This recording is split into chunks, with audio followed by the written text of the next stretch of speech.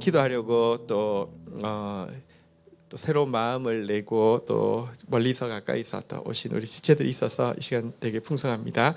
실은 우리 그 전도사님, 그 규진 전사님, 희수 전사님 이제 오늘 찬양 인도에 위해서 곡도 다 정하고 이렇게 준비해서 희수 전사님은 또 이제 미리 와서 규진 전사님 이제 시험 때문에 준비하다가 오려고 했는데 갑자기 고양이가 갑자기 숨을 안 쉬고 죽는 바람에 다시 돌아가서 화장을 하고 오려고 했는데 그 집이 김포다 보니까 여기 오면 예배 거의 마칠 시간 되어서 이제 집에서 온라인으로 예배 드리라고 했어요.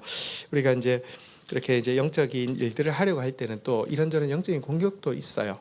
저도 사실은 이제 이 뭐랄까요, 한동안은 우리가 이제 GT로 계속 꾸준히 했기 때문에 저한테는 물론 GT를 준비하는 부담은 있지만 어떤 본문을 선택해야 될지 뭐 이런 부담은 잘 없어요. 근데 이게 이제 새로 기도회를 시작하니까 무엇을 어떻게 해야 되나, 이게 사실은 뭐랄까요, 저처럼 오래 설교한 사람인데도 딱히 뭔가를 잘 모르겠어요. 이럴 때가 잘 없거든요. 제가 워낙에 설교를 많이 하기 때문에 이럴 때 잘 없거든요. 근데 한 가지 확신한 게 있습니다. 지금 하나님 기도하라는 거가 확실한 하나님의 뜻이고요. 또 지금 우리가 갈급한 마음으로 부르심 받고 나와서 기도하면 들으신다는 거 확실한 뜻 아닙니까?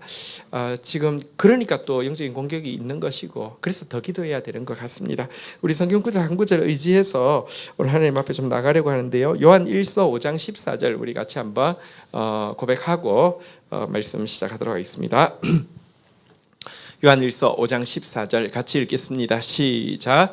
그를 향하여 우리가 가진 바 담대함이 이것이니 그의 뜻대로 무엇을 구하면 들으심이라. 아멘. 네. 시작하기 전에 그리고 우리 희주 형제가 갑자기 이제 맡아가지고 진행을 했는데 자기가 뽑은 곡이 아닌데 자기 고백처럼 이렇게 할 수 있었던 게 또 하나님의 기름 부으심도 있고 또 같은 마음으로 말씀 앞에 서 있어서 가능한 것 같아요. 감사합니다. 3월 달에 저희 교회 전도사님이 됩니다. 네. 그래요. 네. 네. 자, 우리 읽었던 말씀, 그를 향하여 우리가 가진 바 담대한 것이 이것이다. 뭐냐? 그의 뜻대로 무엇을 구하면 들으신다. 그러니까 하나님 뜻대로 구하면 무조건 들으신다는 것입니다. 지금은 기도하라는 게 하나님 뜻이기 때문에 우리 기도하면 무조건 응답됩니다. 할렐루야. 또 이 그대의 뜻대로 구한다는 것은요, 또 그의 방법대로 구한다 이런 뜻도 되겠죠. 우리가 기도하는데도 방법이 있습니다. 성경에는 어떻게 우리가 하나님 앞에 나아가야 하는지, 구해야 되는지에 대한 방법들이 있는데요. 그가 기뻐하시는 방법대로 나아가면 하나님께서 들으신다 이런 뜻도 되는데요. 그래서 오늘은 우리가 어떻게 기도해야 하는지 좀 이렇게 한번 배우고 또 그 배운 대로 한번 기도하는 시간을 가지도록 하겠습니다. 그럼 구약 시대의 제사장이 백성들을 위해서 속죄도 하고 또 축복도 하는 일을 하는데 이 일을 하는 방식이 뭐냐고 하면 이 성막 문을 들어가서 성막들을 지나서 성소를 지나서 지성소를 지났다가 다시 돌아서 나와서 백성들에게 축복하는 것으로 끝나는데요. 이 걸음들이 사실은 그러니까 우리가 하나님 앞에 어떻게 나아가는지, 그러니까 다시 말하면 우리가 하나님 앞에 어떻게 기도하는지, 또 제사장은 단지 자기만을 위해서 기도하는 사람이 아니잖아요. 우리가 사실은 우리 자신을 위해서도 기도해야 되지만 영혼들을 위해서, 하나님 나라를 위해서 기도해야 될 사람인데, 마치 말하자면 우리는 왕 같은 제사장들인데 우리가 어떻게 기도해야 하는지를 가장 잘 보여주는 것이 구약 제사장이 하나님 앞에 나갔다가 백성들을 향해서 나아오는 모습이라고 할 수 있습니다. 이걸 이제 시각적으로 좀 이제 나중에 이거는 여러분들이 인터넷 가서 성막 그림 그러면 어디든지 볼 수 있는 것인데 그냥 이제 설명으로 조금 다시 이야기를 하면요. 제일 처음에 성막의 문을 일단 들어가야 합니다. 들어가면요. 성막뜰이 있는데요. 여기 뜰에는 두 가지 성물이 있습니다. 한번 따라하겠습니다. 번제단, 물두멍. 그래서 번제단 물두멍을 통과하고 나면요. 드디어 성소라는 이제 하나님이 계신 집이 나오게 됩니다. 성소로 들어가면요. 또 좌우편에 한번 따라가겠습니다. 그냥 성경에 돼 있는 대로 할게요. 진설병, 금촛대, 진설병, 그러니까 떡이 12개가 놓여 있는 대가 있고요. 7가지로 되어 있는 촛대가 있는데 이 사이를 지나가게 되면요, 그 앞에 한번 따라하겠습니다. 분향단이라는 것이 나옵니다. 요걸 지나서 1년에 한 번만 대제사장이 이제 여기까지만은 언제나 들어가지만 1년에 한 번은 분향단에서 향을 피워 가지고요. 한번 따라하겠습니다. 금향로라는 데 향을 피워서 지성소 안으로 들어갑니다. 지성소 안에 들어가면요, 한번 따라하겠습니다. 언약궤가 있는데요. 언약궤의 뚜껑을요, 한번 따라하겠습니다. 속죄소 뚜껑 위에 그 천사 그룹 천사 둘이 이렇게 날개를 맞대고 있는데요. 이 중간 공간을요, 한번 따라하겠습니다. 시은좌. 그러니까 물품은 하나인데 여기에 제일 하단은 언약궤, 이제 뚜껑은 속죄소, 그리고 상단은 이 시은자라고 하는 여기에다가 피를 뿌리고 나오게 되는 것입니다. 퀴즈 한번 해보겠습니다. 자, 제일 처음에 어디로 들어간다고요? 성막 문을 들어갑니다. 들어가면 뭐가 있다고요? 번제단하고 물두멍. 자, 그리고 성소문이 있겠죠. 성소로 들어가게 되면요, 좌우편에 뭐가 있다고요? 진설병하고 금촛대가 있습니다. 그리고 앞에는 뭐가 있다고요? 분향단이 있습니다. 분향단까지만 보통 들어가는데 더 깊이 들어갈 때가 있습니다. 1년에 한 번. 그때는요, 분향단을 가지고 들어가지는 않고요. 왜냐하면 그 하나님의 영광, 지성소는 너무 영광스러운 곳이기 때문에 분향단의 연기가 가득하게 지성소를 채워야 되는데, 그러기 위해서 금향로에다가 옮겨가지고 채워서 그걸 가지고 들어가서는 피를 뿌리고 나오는 일인데요. 이게 실은 기도의 순서에, 또 중보의 순서에 아주 정확한 길을 보여주는 것입니다. 첫 번째, 성막 문을 통과해야지만 이제 이 하나님께 나아갈 수 있는데요. 성막으로 들어가는 이 문에는 특별한 이름이 있습니다. 시편 100편 4절 한번 읽도록 하겠습니다. 시편 100편 4절 같이 한번 읽겠습니다. 시작.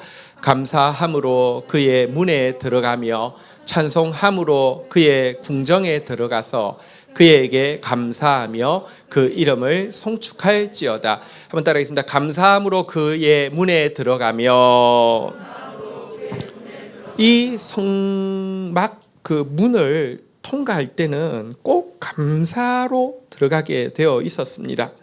시편에 보면 감사시들이 많이 있는데요. 감사시들의 제일 주요한 역할은 뭐냐고 하면 이 성막 문을 통과할 때에 부르는 고백입니다. 여러분, 사실 우리가 어떤 때는 막 감사하지 말라고 해도 감사가 넘칠 때가 있는가 하며, 어떤 때는 정말 황량해서 전혀 감사할 수 없고, 또 사실은 뭐 슬픔이 폭발할 것 같거나 아니면 분노가 막 폭발할 것 같은 상황도 현실적으로 있습니다. 하지만 하나님은요, 이 성막문을 들어올 때 감사하기를 원하십니다. 그런 상황에도 감사하기를 원하십니다. 감사로 제사를 드리는 자가 나를 영화롭게 하나니라고 이야기하셨는데요. 왜냐고 하면 사실은 감사가 막 넘치는 상황, 저절로 감사가 나오는 상황이 아니라 슬픔이 막 폭발하고 분노가 터져 나오는 상황 가운데서도요, 사실은 하나님은요, 일하고 계시고요. 우리가 기도하는 것은 하나님을 위해서 혹은 영혼들을 위해서 뭔가 위대한 일을 하려고 하는 것이 아니라, 기도하는 이유는 하나님께서 우리를 위해서 이미 행해 두신 그 위대한 일을 발견하고 누리기 위함입니다. 그래서 눈에 보이지 않고 감정적으로 느끼지 않는다 하더라도 먼저 감사함으로 하나님 앞에 나아가야 합니다. 지금도 일하는데도요, 하나님보다 나한테는 어쩔 수 없이 죄인이기 때문에 내가 더 큽니다. 그래서 내가 하나님 앞에 나와 있어도 우울하거나, 내가 하나님 앞에 서 있어도 감정적으로 다운돼 있으면 하나님이 지금 하시는 일을 이미 해놓으셨을 뿐만 아니라 지금도 하시는 위대한 일들을 감지할 수가 없습니다. 이걸 방지하기 위해서는요, 하나님 앞에 나와서 제일 먼저 해야 되는 기도가 무엇이냐? 감사의 기도라는 것입니다. 우리 나중에 감사 기도로 다시 실습할 텐데요. 내가 감사할 제목들을 한 5가지 정도 찾아서 아뢰면서 내 영혼의 상태가 하나님 앞에 감사할 수 있는 상태로 바뀌게 해야 합니다. 때때로 아까도 말씀드린 대로 너무 큰 어려움이 있어서 도저히 감정적으로는 감사가 되지 않을 때는요, 의지를 사용해야 합니다. 한번 따라하겠습니다. 감사하라 내 영혼아, 감사하라 내 영혼아. 사실요, 우리가 이렇게 의지를 동원해서라도 감사를 명령하게 되면 알게 되는 것이 있습니다. 인간은요, 절대 감정이나 상황이 지배하는 존재가 아니라 나의 영적인 결정이 지배하는 존재이기 때문에 감사하기로 결정하면 감사할 수 있다는 사실도 발견하게 됩니다. 어쨌든 감사로 이 성막문을 탁 들어가게 됩니다. 들어가면 2가지가 있다고 했죠. 무엇이 있다고요? 번제단하고 물두멍이 있습니다. 순서는 번제단이 먼저 있고 물두멍이 뒤에 있긴 있는데, 사실 이 물두멍은 조금 이동용입니다. 그래서 이 제사를 드릴 때도 제사장이 씻고 제사를 드리고, 제사를 드리고 나서도 또 씻고 성소로 들어가기 때문에 위치가 번제단 뒤에 있지만 의미적인 순서는 번제단 앞에 있다고 해도 맞습니다. 이 물두멍은 무엇을 이야기하느냐? 회개 기도를 이야기합니다. 제사장이 속죄제사 드리기 전에 먼저 자기의 손발을 씻고요, 속죄제사 드리고 나서도 먼저 자기의 손발을 씻는 이 물두멍은 회개를 상징하는데요. 한번 확인해 볼까요? 출애굽기 30장 18절입니다. 출애굽기 30장 18절입니다.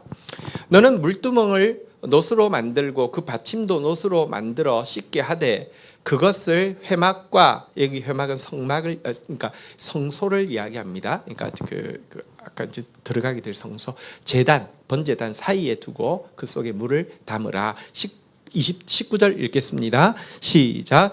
아론과 그의 아들들이 그 두멍에서 수족을 씻되, 20절 보시면요, 그들이 회막, 이 회막은 성막을, 그러니까 성소를 이야기합니다. 그러니까 그 지성소 앞에 있는 성소, 회막에 들어갈 때에 물로 씻어 죽기를 면할 것이요, 제단에 가까이 가서 그 직분을 행하여 여호와 앞에 화제를 살을 때도 그리할지니라. 그러니까 이 번제단에서 제사를 드릴 때든지 성소 안에 들어갈 때든지 먼저 씻으라라고 돼 있는 곳이 물두멍이고요. 이것은 정확하게 회개를 상징하죠. 우리가 하나님 앞에 기도하기 전에, 또 우리가 다른 사람들을 위해서 중보하기 전에 먼저 해야 될 것은 내 죄를 회개하는 것입니다. 베드로한테 말했죠. 너가 이미 씻음 받은 사람은 이렇게 다시 목욕할 필요가 없고 손과 발만 씻으면 된다 그랬잖아요, 그죠?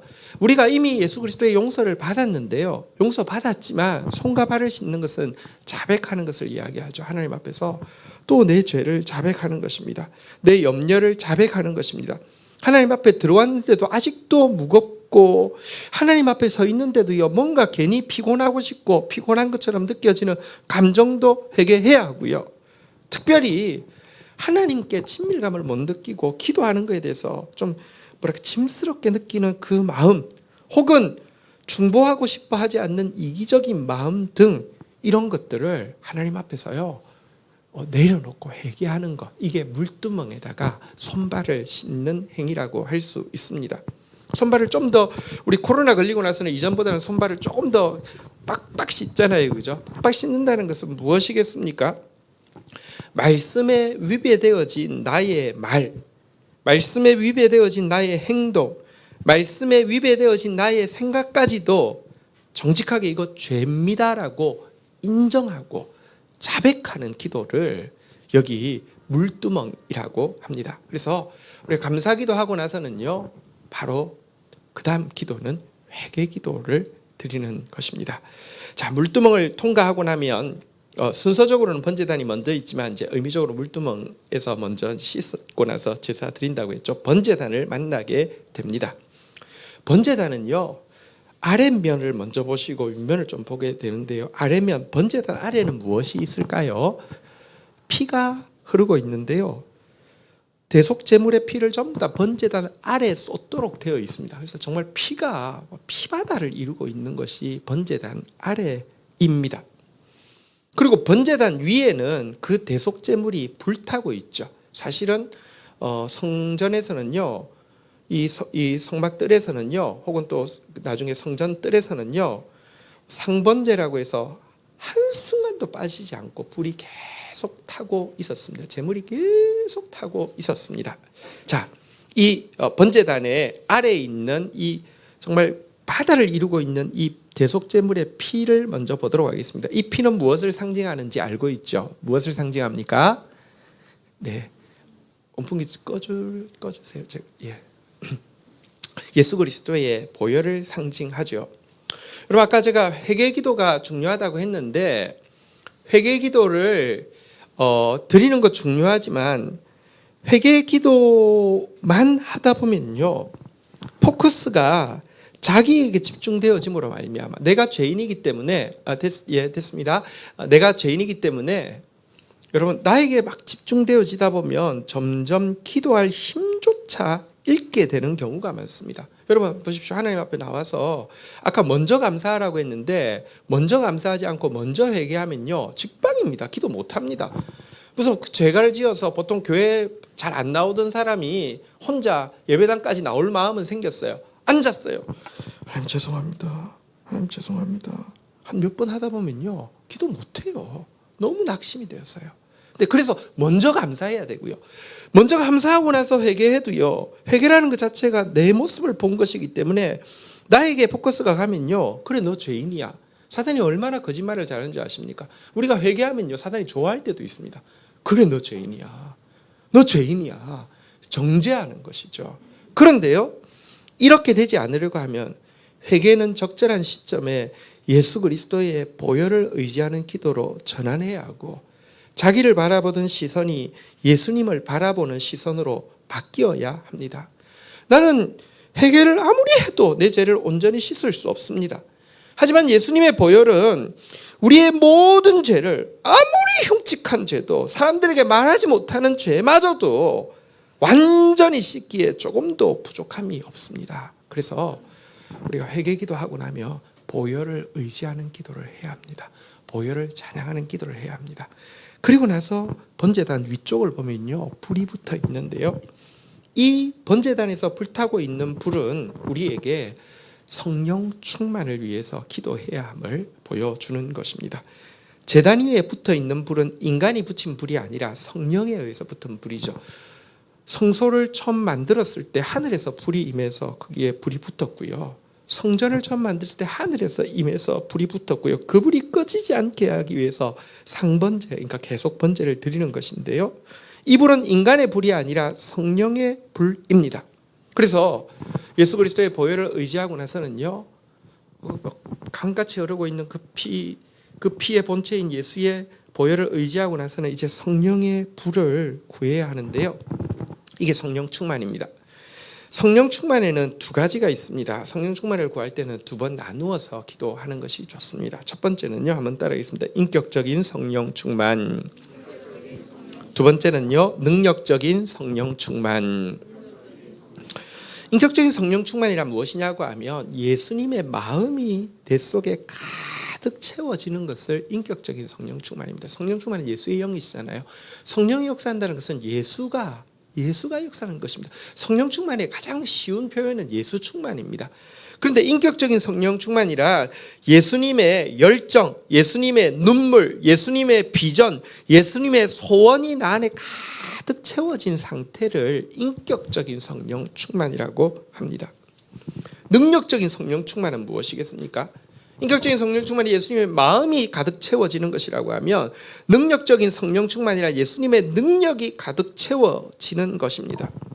여러분, 우리는 자라서 이제 영혼들까지, 아니 열국을 위해서까지 싸워줘야 될 존재이지만 사실 우리 힘만으로는 나 자신 하나 지키고 건사하기가 쉽지 않은 상태입니다.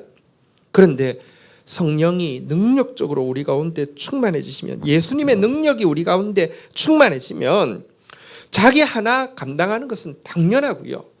세상이 감당하지 못할 사람이 되어서 다른 영혼들 위해서 능히 싸워줄 수 있는 사람이 되어집니다. 강한 용사가 되어서 영혼들을 놓고 벌이는 사단과의 영적 전쟁에서 얼마든지 승리할 수 있습니다. 이 능력적인 성령 충만을 구하는 것, 이것이 이 번제단을 통과하는 것입니다. 자, 이렇게 해서 성막들을 지나게 되면 이제 성소의 문 앞에 이르게 되는데요. 이 성소를요, 성경에서는 따로 궁정이라고도 표현하기도 하는데요. 한번 성경을 보도록 하겠습니다. 시편 68편 24절입니다.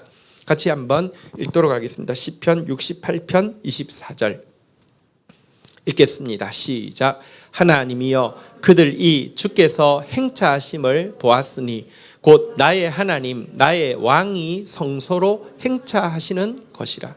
성소에 들어갈 때부터는 여러분들 하나님이 어떤 분이시냐, 왕이심을 고백하면서 들어가는 것입니다. 그래서 성소는 왕이 계시는 궁전이나 마찬가지입니다. 성소로 들어가는 것은 왕 앞에 서는 것이고요. 왕 앞에 설 때에 그분의 왕권이 얼마나 크고 두렵고 그의 왕권이 어디까지 미치는지에 대해서 우리는 인식해야 합니다. 시편 47편 2절에 보면 하나님의 왕권에 대해서 이렇게 이야기하고 있습니다. 같이 읽겠습니다. 시작.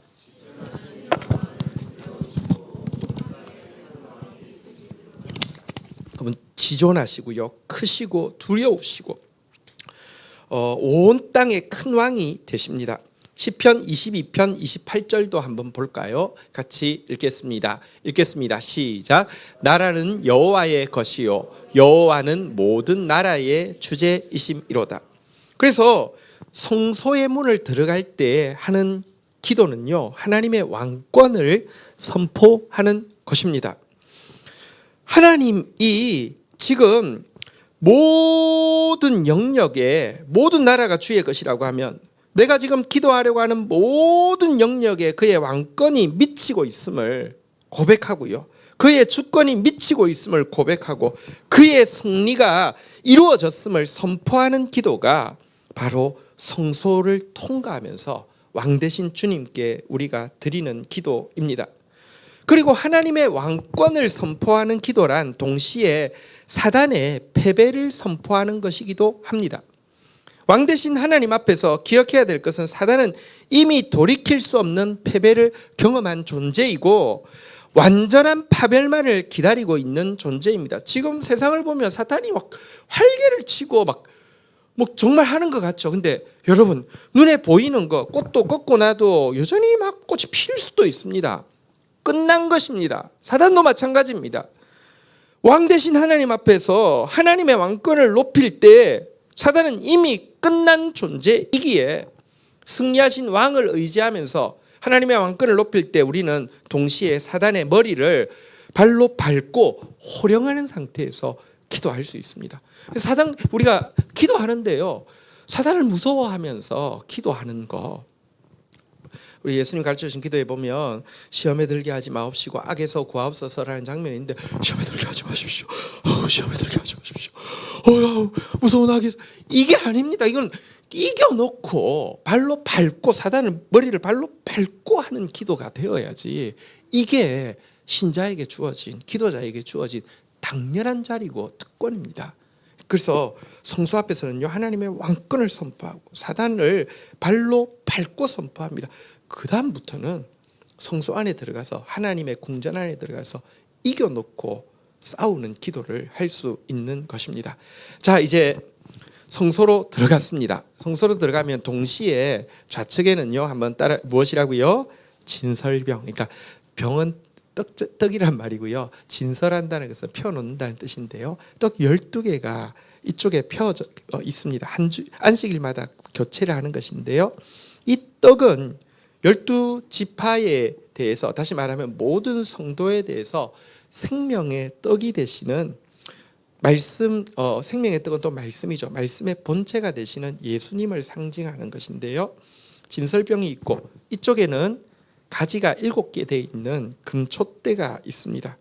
이건 무엇이냐고 하면요, 성소 안에는 완벽한 어둠이 있습니다. 창문이 하나도 없고요, 몇 겹으로 이게 그 가죽을 덮고 수달 가죽까지 덮어가지고 캄캄한데 오직 빛은 이 금촛대에서 나오는 빛만이 이 공간 안을 채우고 있습니다.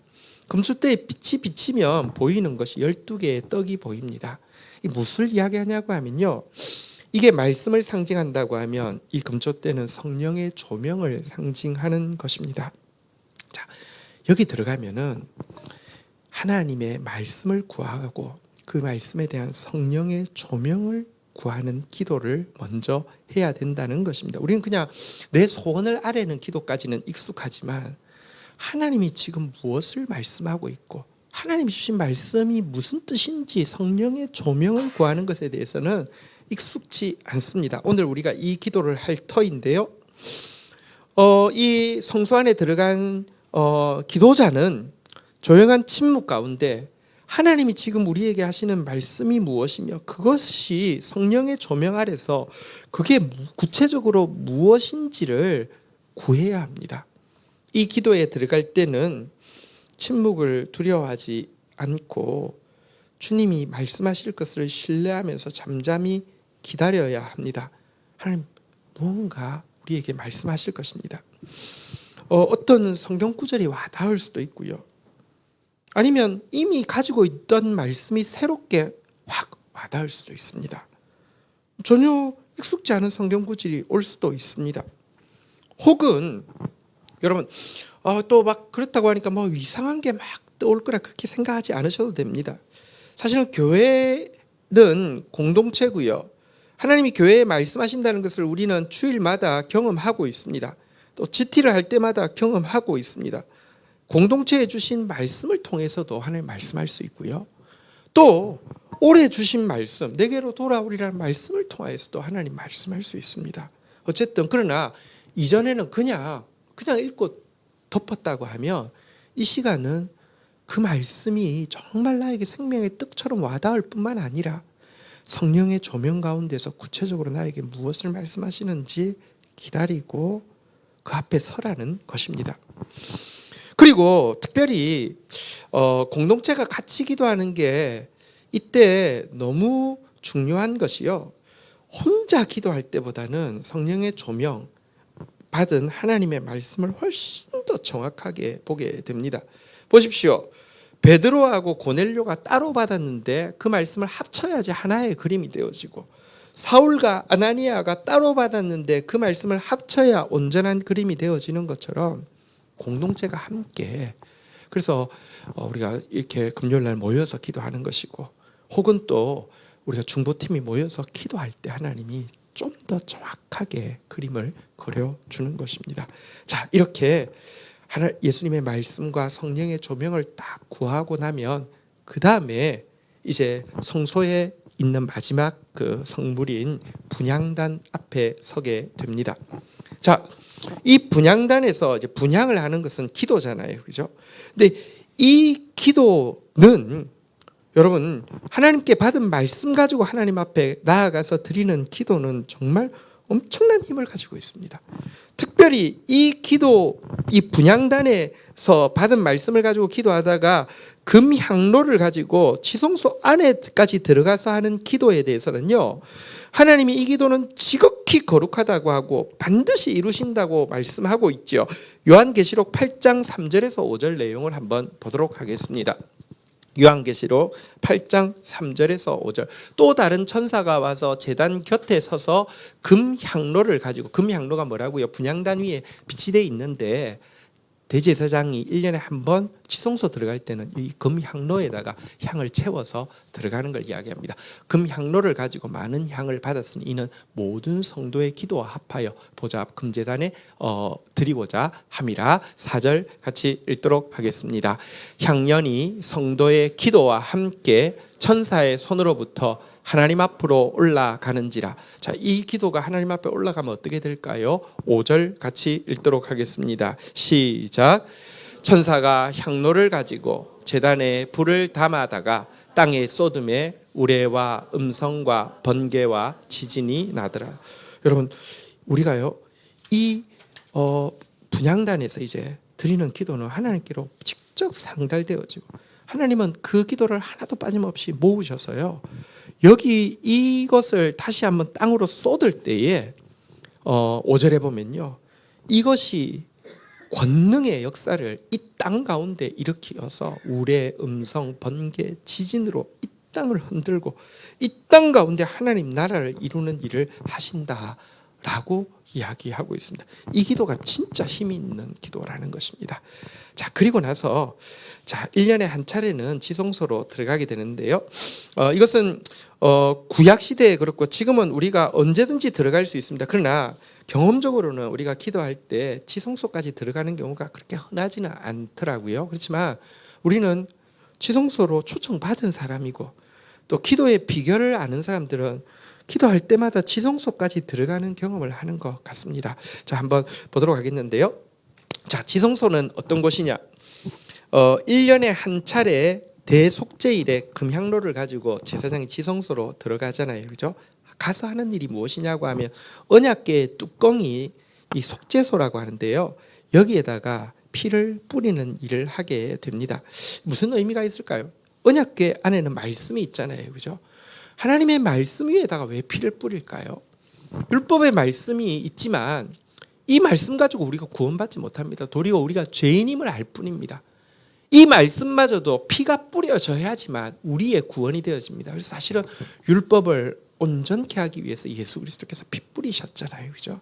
그러니까 그것을 예수 그리스도의 피 뿌림으로 이 말씀이 우리를 구원하는 말씀이 되기를 원하는 것을 나타내는 것이 이 속죄소에다가 피를 뿌리게 되는 것이고요. 이러면 시은좌, 이 속죄소 뚜껑 위에는 그룹 천사가 둘이 날개를 맞대고 있는데 그 사이를 은혜의 보좌, 시은좌, 은혜를 베푸는 보좌, 시은좌라고 하는데요.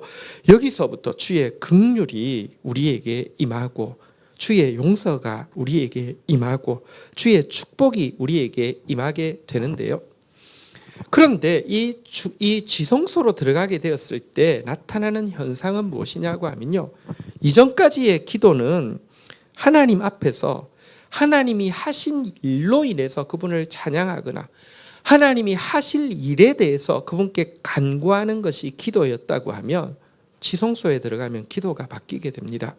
더 이상 하나님이 하신 일이나 하실 일을 높이고 간구하는 것이 아니라 하나님의 존재 자체를 높이는 기도로 바뀌게 됩니다. 이 단계를 한번 따라하겠습니다. 송축하는 기도라고 합니다. 이전까지는 하나님 뭐 주세요, 하나님 뭐 주셔서 감사합니다 정도였다고 하면, 여기서는요 하나님 자체를 높이는 것입니다. 이 송축이라는 단어가 바라크인데요, 사실 이것이 우리가 중보자가, 기도자가 경험할 수 있는 최고의 축복입니다. 사실 축복이라는 단어도 바라크고 송축이라는 단어도 바라크인데요, 하나님 나의 최고의 축복입니다. 더 이상 구할 것이 없습니다. 그 하나님의 영광과 위엄 앞에서 압도되어서 꼬꾸라져서 더 이상 어떤 간구도 어떤 소원도 의미를 잃게 되고, 완전한 하나님의 뭐랄까요, 평안 가운데 서 있는 이 상태를 지성소의 기도를 경험하는 상태라고 이야기하는데요. 이렇게 되면 이때 경험하는 속죄는요, 물두멍에서 우리가 회개하는 속죄와 이 속죄소에서 경험하는 속죄는요 차원이 다릅니다. 진짜 완전히 너의 죄가 씻음 받았다고, 마치 이사야에게 제단 숯불을 취해서 불로 치지고는 너희가 사함 받았다고 이야기하는 그 상태, 이게 바로 지성소에서 이루어지는 속죄이고요. 언약궤에서 듣게 되는 말씀과 진설병도 아까 말씀을 상징한다고 했는데요, 그과는 다릅니다. 이것은 성령의 조명을 통하여서 간접적으로 하나님의 말씀을 경험하는 것이라고 하면, 언약궤에서 듣는 말씀은요 우리를 향한 확실한 하나님의 말씀을 지성소 안에서 듣게 됩니다. 많은 사람들이 하나님의 소명을 받는 자리는 이 이사야가 주여 내가 여기 있습니다 나를 보내소서라고 고백했던 자리는 하나님의 이 지성소에서 이와 같은 고백을 하게 되지 않습니까? 그러니까 언약궤를 통해서 정확한 하나님의 말씀이 흘러나오고요. 이때 받은 축복은 너무 큰 것이어서 이 축복을 받은 제사장이 돌아 나와서 백성들을 향해서 축복할 때 그 기도가 하나님 앞에 이른다라고 이야기하고 있고요. 지성소에서 우리가 영혼들을 축복할 때 그 축복이 영혼들에게 바로 미치게 된다라고 이야기합니다. 역대하 30장 27절 한번 보도록 하겠습니다. 이제 마무리를 할 겁니다. 역대하 30장 27절입니다. 읽겠습니다. 시작. 그때의 제사장들과 레위 사람들이 일어나서 백성을 위하여 축복하였으니 그 소리가 하늘에 들리고 그 기도가 여호와의 거룩한 처소 하늘에 이르렀더라. 그러니까 우리가 정말 제대로 하나님을 송축한 사람이 축복하면요, 그 소리가 하늘에 들리고 그 기도가 거룩한 처소 하늘에 이르게 된다라고 이야기하는 것입니다. 자, 이와 같이 지성소에 들어갔던 사람은 이제 다시 성소를 통과해서 성막들을 통과해서 성막 바깥으로 나가게 되는데요. 바깥으로 나가면 기도할 때는 뭔가 이루어진 것처럼 보이지만 또 세상 속에 들어갈 때는 아무 차이가 없는 것처럼 느낄 수도 있습니다. 그런데 기억해야 합니다. 우리가 하나님 앞에 정말 나갔고 하나님 앞에서 우리가 아까 본 바대로 그를 향하여 우리가 가진 바 담대한 것이 이것이니 그의 뜻대로 무엇을 구하면 들으신다고 했는데요. 그 하나님 앞에 기도하고 나온 사람은 더 이상 내가 드렸던 기도가 간구 상태에 머물러 있지 않게 하고 이제 확신 가운데 기다리는 것으로 넘어가야 합니다. 그러니까 여러분, 아직 받지 못한 사람은 간구 상태에 있는 것이고 하나님께 이미 받았다고 하면, 그런데 물론 이미 받았어도요, 이제 기도하지 말라고 하면 기도 안 해야 됩니다. 지난주에 말씀드렸잖아요, 그죠? 막 내 집착 때문에 막 기도하고 기도할수록 염려가 생겨요. 그건 기도 안 해야 됩니다. 근데 여러분, 간구 상태에 있지 않고 확신 상태에 있어도 기도하라고 하시는 부분이 있습니다. 왜냐하면 점점 더 주시려고. 근데 어쨌든 더 이상 뭔가 이렇게 받을지 안 받을지 모르는 간구 상태가 아니라 확신 상태에서 알파와 오메가 되신 하나님께 있어서는요, 하나님이 응답을 약속하셨으면 그것은 미래형이지만 실상은 과거형입니다. 왜냐하면 하나님 어차피 미래가 과거거든요. 알파와 오메가가 그분에게 같은 시간이란 말입니다. 그러니까 확신 상태에서 서 있는 것, 이거 굉장히 중요합니다. 우리 히브리서 4장 2절에 보면 우리 지난 특세 때도 본 내용이지 않습니까? 마지막 절입니다. 같이 읽겠습니다. 시작. 그들과 같이 우리도 복음 전함을 받은 자들이나 들은 바 그 말씀이 그들에게 유익하지 못한 것은 듣는 자가 믿음으로 결부시키지 아니함. 이 결부시킨다는 게 이 그 뭐랄까 시멘트하고 모래하고 물을 섞는 상태를 이야기하는데요. 하나님이 내가 성소에서 분향단에서 분향을 했든지 아니면 지성소까지 들어갔다가 나온 때는 주님이 주신 말씀에 대해서 믿음을 섞어야 되는 것입니다. 그때부터는 우리가 기도하더라도요, 더 이상 초조하고 혹은 막 안절부절하고 안달복달하는 기도가 아니라 확신 가운데 서는 기도입니다. 이 기도는 하나님을 기쁘시게 합니다. 자, 지금 우리 기도에 대해서 한번 좀 보았는데요. 우리 같이 한번 찬양한 게 하고 우리가 이번에는 기도할 때 이 순서를 제가 이 순서대로 한번 같이 기도를 인도하려고 합니다. 그래서 같이 한번 좀 기도하고 나갔으면 좋겠습니다. 자리에서 한번 일어서시겠습니다.